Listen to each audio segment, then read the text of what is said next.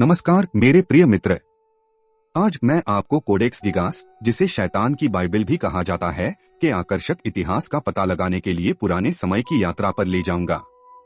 कल्पना कीजिए कि आप मध्य युग में पहुंच गए हैं, जहां दुनिया अभी भी रहस्य और अंधविश्वास में डूबी हुई थी और लिखित शब्द एक दुर्लभ और कीमती चीज थी।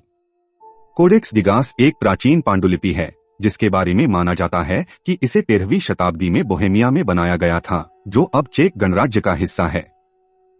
यह अपने विशाल आकार के लिए जाना जाता है, जिसकी लंबाई 36 इंच, चौड़ाई 20 इंच और वजन 165 पाउंड है। पांडुलिपि चर्मपत्र के 310 पत्तों से बनी है, जो जानवरों की खाल से बना एक प्रकार का चर्मपत्र है। जो चीज कोडेक्स गिगास को इतना खास बनाती है, वह सिर्फ इसका आकार ही नहीं बल्कि इसकी सामग्री भी है। इसमें एक संपूर्ण लैटिन बाइबल, साथ ही कई अन्य ग्रंथ शामिल हैं, जिनमें चिकित्सा और जादुई मंत्र शामिल हैं, और स्वयं शैतान का एक पूर्ण पृष्ठ चित्रण है। इसी वजह से इसे शैतान की बाइबल का उपनाम मिला। कोडेक्स गिगास का निर्माण रहस्य और किंवदंती में डूबा हुआ है। एक कहानी के अनुसार पांडुलिपि एक साधु द्वारा बनाई गई थी, जिसे मठवासी प्रतिज्ञा तोड़ने के लिए मौत की सजा सुनाई गई थी। अपने स्वयं के जीवन को बचाने के प्रयास में भिक्षु ने एक ऐसी पुस्तक बनाने का वादा किया जिसमें सभी मानव ज्ञान शामिल होंगे। उन्होंने केवल एक वर्ष में विशाल पांडुलिपि को पूरा करने के लिए दिन रात अथक परिश्रम किया। कोडेक्स गिगास के आसपास एक और किंवदंती यह है कि शैतान ने स्वयं भिक्षु को पुस्तक को पूरा करने में मदद की। इस कहानी के अनुसार भिक्षु को पांडुलिपि को समय पर पूरा न कर पाने का खतरा था और उसने उसकी मदद करने के लिए शैतान के साथ एक सौदा किया। शैतान की सहायता के बदले में भिक्षु ने पुस्तक में उसका एक पूर्ण पृष्ठ चित्रण शामिल करने का वादा किया। इन काल्पनिक किंवदंतियों के बावजूद कोडेक्स गिगास के निर्माण के पीछे की सच्चाई बहुत अधिक सांसारिक होने की संभावना है। विद्वानों का मानना है कि यह संभवतः कई वर्षों की अवधि में काम कर रहे लेखकों और कलाकारों की एक टीम द्वारा बनाया गया था। कोडेक्स गिगास के निर्माण के बाद से इसका एक लंबा और मंजिला इतिहास रहा है। इसे मूल रूप से बोहेमिया के एक मठ में रखा गया था, लेकिन बाद में इसे प्राग ले जाया गया, जहां इसे शाही पुस्तकालय में रखा गया था। इसे बाद में युद्ध की लूट के हिस्से के रूप में स्वीडन ले जाया गया था और अब इसे स्टॉकहोम में स्वीडन के राष्ट्रीय पुस्तकालय में रखा गया है।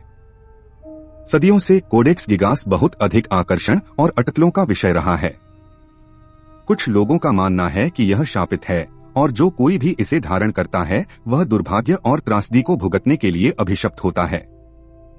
वास्तव में पिछले कुछ वर्षों में पांडुलिपि से जुड़े कई दुखद भरे किस्से हैं, जिसमें एक चोर की कहानी भी शामिल है, जिसने किताब से एक पत्ता चुरा लिया और बाद में अंधा हो गया। कोडेक्स गिगास के कथित श्रापों से जुड़ी कई कहानियां हैं। एक और कहानी एक रईस के बारे में बताती है, जिसके पास 16वीं शताब्दी में पांडुलिपि थी। कहा जाता है कि यह रईस जीवन भर दुर्भाग्य से ग्रस्त रहा, जिसकी परिणति देशद्रोह के लिए हुई। कुछ लोगों का मानना है कि कोडेक्स गिगास का उनका स्वामित्व उनके पतन के लिए जिम्मेदार था। फिर भी एक अन्य किंवदंती एक साधु के बारे में बताती है, जिसे पांडुलिपि को विरूपित करते हुए पकड़ा गया था। इस कहानी के अनुसार भिक्षु को पुस्तक ने ही श्राप दिया था और कुछ ही समय बाद रहस्यमय परिस्थितियों में उनकी मृत्यु हो गई। श्राप और त्रासदी की इन कथाओं के बावजूद अनेक विद्वान इन्हें मात्र अंधविश्वास कहकर खारिज कर देते हैं। वे बताते हैं कि कोडेक्स गिगास 700 से अधिक वर्षों से जीवित है और यह बिना किसी घटना के अनगिनत लोगों द्वारा स्वामित्व और अध्ययन किया गया है। फिर भी शापित पुस्तक का विचार कोडेक्स गिगास की विरासत का एक तांत्रिक और रहस्यमय पहलू बना हुआ है। अंत में यह तय करना प्रत्येक व्यक्ति पर निर्भर है कि क्या वे कोडेक्स गिगास के कथित श्रापों में विश्वास करते हैं। पुस्तक वास्तव में शापित है या नहीं, इसके विशाल ऐतिहासिक और सांस्कृतिक महत्व को नकारा नहीं जा सकता। मध्ययुगीन कला और साहित्य के महानतम कार्यों में से एक के रूप में कोडेक्स गिगास आज भी दुनिया भर के लोगों को मोहित और प्रेरित करता है। आज के लिए बस इतना ही। आशा है कि आपको वीडियो पसंद आया होगा। कृपया लाइक, शेयर और सब्सक्राइब करना न भूलें। धन्यवाद।